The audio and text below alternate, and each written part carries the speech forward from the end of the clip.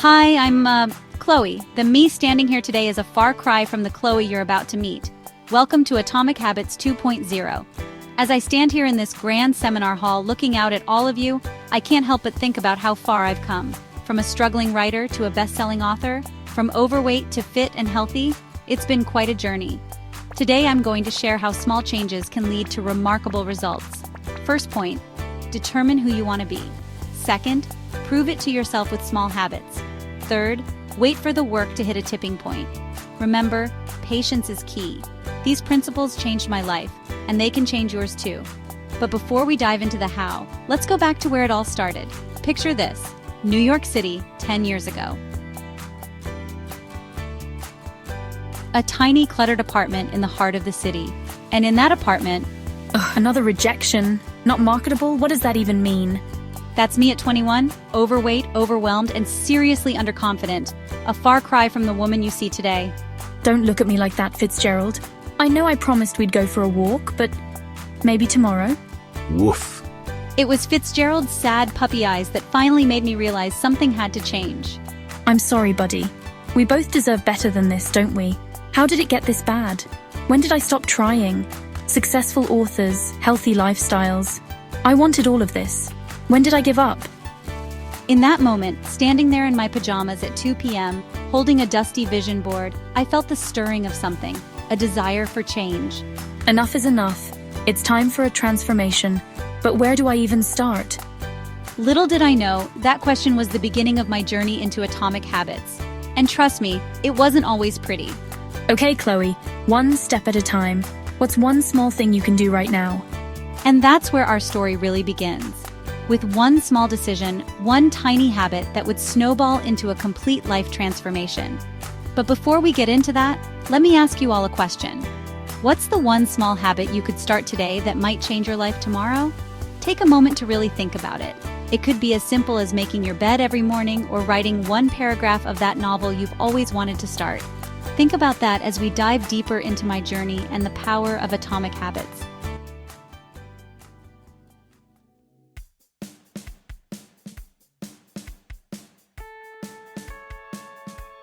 So there I was, standing in front of my mirror realizing I needed to change. But you know, wanting to change and actually changing?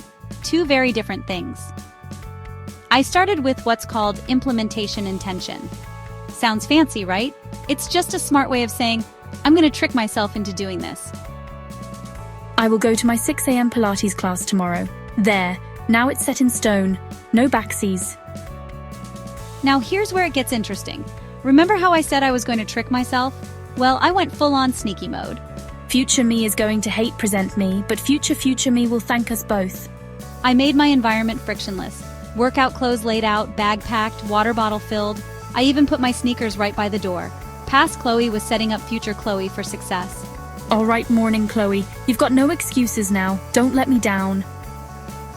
Reminder, you have a 6 a.m. Pilates class that will cost you $20 if you don't show up. Ugh, pass, Chloe. I hate you right now. But you know what? I got up. I put on those workout clothes that felt way too tight. I grabbed that water bottle and chugged it like it was the elixir of life. Don't look at me like that, Fitzgerald. This is what responsible pet owners look like at 4 a.m. Rough. Oh God, the walk of shame has nothing on the walk of why am I doing this to myself? Chloe, is that you? Or am I hallucinating from lack of sleep? Oh, hi, Max. Yeah, it's me. I'm going to Pilates. At this ungodly hour? Wow, colour me impressed. And slightly concerned for your sanity. Trust me, I'm questioning it too, but, you know, new leaf and all that. Well, if you need a cheering squad or someone to scrape you off the sidewalk later, I'm your guy. And that, ladies and gentlemen, was the start of a beautiful friendship. And maybe something more, but we'll get to that later. Now, let's talk about what happened after that invigorating Pilates class. 1 green protein smoothie, please. And maybe a shot of espresso or 5. This, my friends, is what we call habit stacking. I made sure to reward myself after every workout with something healthy but delicious. It's like telling your body, hey, thanks for not dying during Pilates. Here's a treat that won't undo all that hard work. Okay, this isn't half bad. Maybe future Chloe isn't a complete sadist after all. Now, I know what you're thinking. Chloe, you've got it all figured out now, right? Oh, honey, if only it were that simple. Remember how I said patience is key? Well, let me tell you, patience is also really, really hard. What? How is that possible? I've been doing everything right. Ah, yes, the dreaded weight loss plateau. Just one of the many bad guys that started closing in. Another rejection, but I've been working so hard.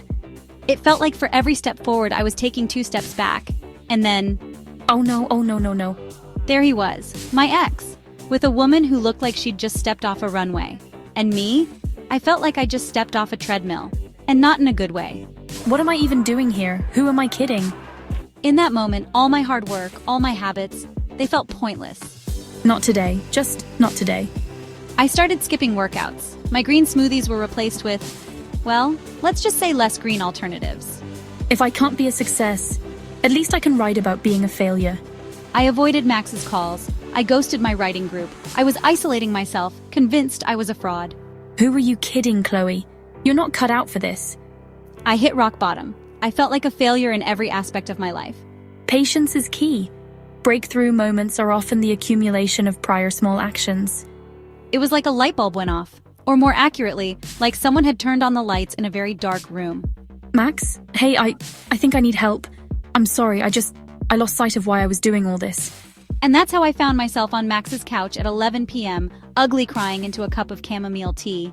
I just don't know if I can do this, Max. Maybe I'm not meant to be a writer. Chloe, look at me. You've already written an amazing story. Your story. Why don't you share that? Sometimes the most powerful stories are the ones we live through.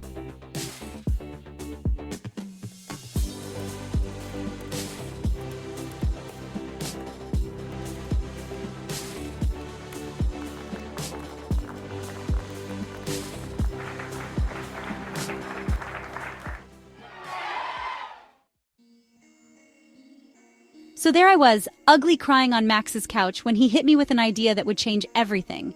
Why don't you write about your journey? The good, the bad, the oh my god, why am I doing Pilates at 6 a.m.? Who would want to read about my failures? Everyone? Trust me, people love a good transformation story, especially one with green smoothies and existential crises. And just like that, I had a new purpose. I wasn't just changing for me anymore. I was changing to help others. Chapter 1. How I accidentally started a war with my alarm clock.